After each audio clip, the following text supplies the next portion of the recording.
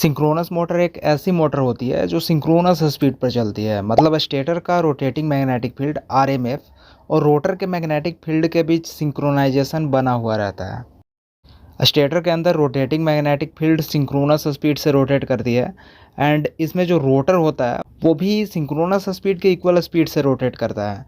इसलिए इस टाइप के मोटर को हम लोग सिंक्रोनस मोटर बोलते हैं।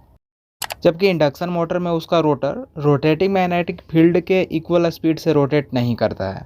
Induction motor electromagnetic induction principal पर काम करती है, जहां स्टेटर का rotating magnetic field rotor conductors में करंट इंड्यूस करता है और उसी इंड्यूस्ड करंट से टॉर्क डेवलप होता है।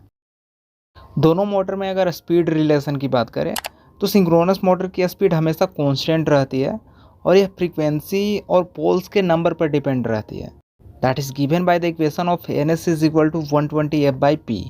सिंक्रोनस मोटर के केस में जो उसका स्पीड है वो लोड इंक्रीज या फिर डिक्रीज होने पर चेंज नहीं होता है।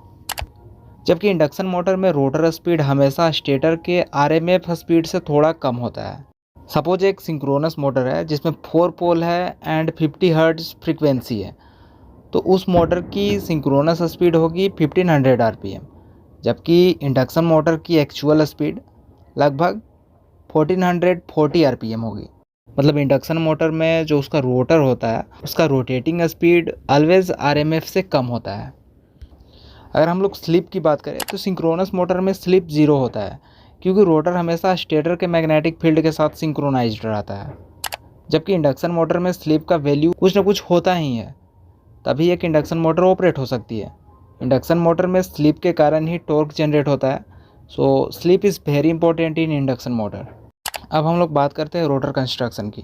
सिंक्रोनस मोटर का रोटर दो प्रकार का होता है, salient pole rotor and non salient और सिलेंड्रिकल रोटर, जिसमें रोटर पर फील्ड बाइंडिंग होती है जो कि जनरली कॉपर मटेरियल की बनी होती है एंड फील्ड बाइंडिंग में हम लोग डीसी एक्साइटेशन देते हैं। जबकि इंडक्शन मोटर में दो टाइप के रोटर का यूज़ किया जा सकता है, या तो स्क्विरल केज रोटर हम लोग यूज कर सकते हैं या फिर स्लिप रिंग रोटर यूज कर सकते हैं। स्क्विरल केज रोटर में कॉपर या फिर एल्यूमिनियम बार्स शॉर्ट सर्किटेड होती है, जबकि स्लिप रिंग रोटर में 3 फेज वाइंडिंग होती है जिसको एक्सटर्नल रेजिस्टेंस से जोड़ा जाता है। दोनों मशीन में अगर स्टार्टिंग मैकेनिज्म को हम लोग देखें तो सिंक्रोनस मोटर सेल्फ स्टार्टिंग नहीं होती है, क्योंकि जब रोटर स्टेशनरी होती है तो मैग्नेटिक लॉकिंग नहीं हो पाती है। इसलिए इसे स्टार्ट करने के लिए डीसी एक्साइटेशन के हेल्प से किसी ऑक्सिलरी मोटर, जिसको पोनी मोटर बोलते हैं, या फिर डैम्पर वाइंडिंग का हेल्प लेना पड़ता है। जबकि इंडक्शन मोटर पूरी तरह सेल्फ स्टार्टिंग होती है। जैसे ही एसी सप्लाई मिलती है, स्टेटर में रोटेटिंग मैग्नेटिक फील्ड बनता है और रोटर अपने आप घूमने लगता है। अगर हम लोग स्पीड कंट्रोल को देखें तो सिंक्रोनस मोटर में उसका speed control complex and expensive होता है, बिकॉज इसकी स्पीड ओनली फ्रीक्वेंसी और पोल्स की नंबर्स बदलने से बदला जा सकता है। जबकि इंडक्शन मोटर की स्पीड डिफरेंट टाइप से कंट्रोल किया जा सकता है, जैसे voltage control, rotor resistance control, sleep control या फिर वेरिएबल फ्रीक्वेंसी ड्राइव की हेल्प से हम लोग इंडक्शन मोटर के स्पीड को कंट्रोल कर सकते हैं। अगर दोनों मशीन में पावर फैक्टर को देखें तो सिंक्रोनस मोटर की सबसे खास बात यह है कि इसका पावर फैक्टर एडजस्टेबल होता है। लैगिंग, यूनिटी या फिर लीडिंग, किसी भी मोड में इसको हम लोग ऑपरेट कर सकते हैं। और डीसी एक्साइटेशन बढ़ाने या फिर घटाने से पावर फैक्टर बदला जा सकता है। जबकि इंडक्शन मोटर का पावर फैक्टर हमेशा लैगिंग होता है, क्योंकि रोटर करंट हमेशा स्टेटर करंट से पीछे रहता है। अगर इफ़िशियंसी की बात करें तो सिंक्रोनस मोटर की इफ़िशियंसी ज़्यादा होती है, क्योंकि इसमें रोटर करंट लॉसेस नहीं होता है, क्योंकि रोटर को हम लोग डीसी सप्लाई देते हैं। जबकि इंडक्शन मोटर में इफ़िशियंसी थोड़ा कम होता है, क्योंकि रोटर में इंड्यूस्ड करंट के कारण हीट लॉस होता है।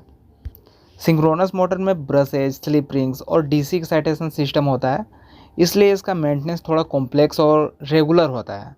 जबकि इंडक्शन मोटर में कोई ब्रश या फिर एक्सटर्नल एक्साइटेशन सिस्टम नहीं होता है, इसलिए बोल सकते हैं ये लो मेंटेनेंस मशीन होती है।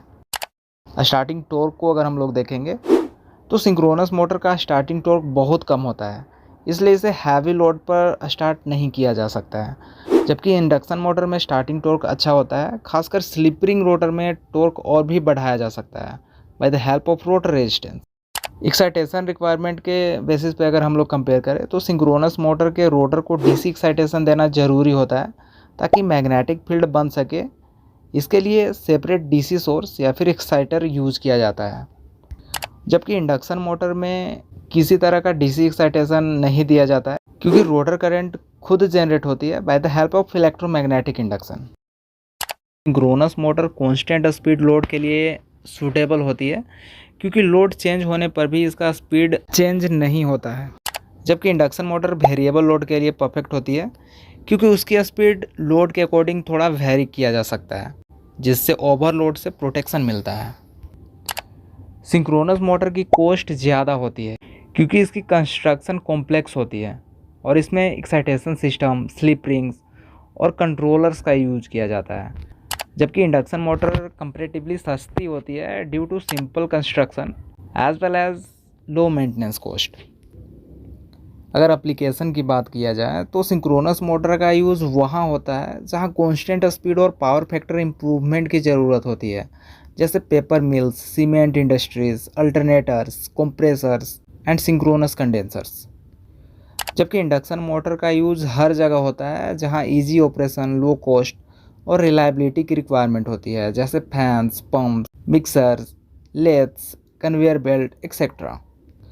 अगर आपको एक ऐसी मशीन चाहिए जो कांस्टेंट स्पीड पर चल सके, पावर फैक्टर इम्प्रूव कर सके और हैवी इंडस्ट्रियल लोड में उसको हम लोग यूज कर सके, तो सिंक्रोनस मोटर आपके लिए परफेक्ट होगा।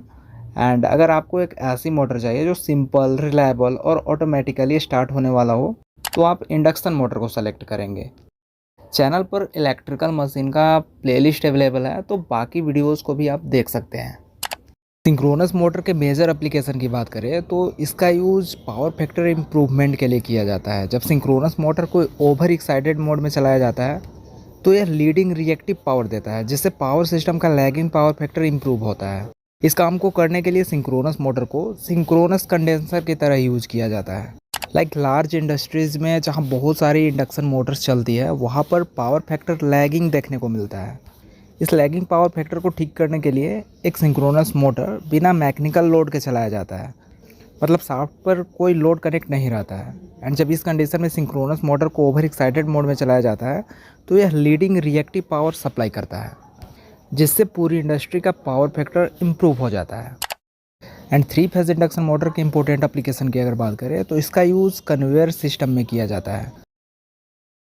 तो इस तरह से कोई भी टॉपिक को अगर आप इजी वे में समझना चाहते हैं तो चैनल को सब्सक्राइब कर लें और बेल आइकन को भी प्रेस कर लें ताकि वीडियोज आप तक पहुंच सकें।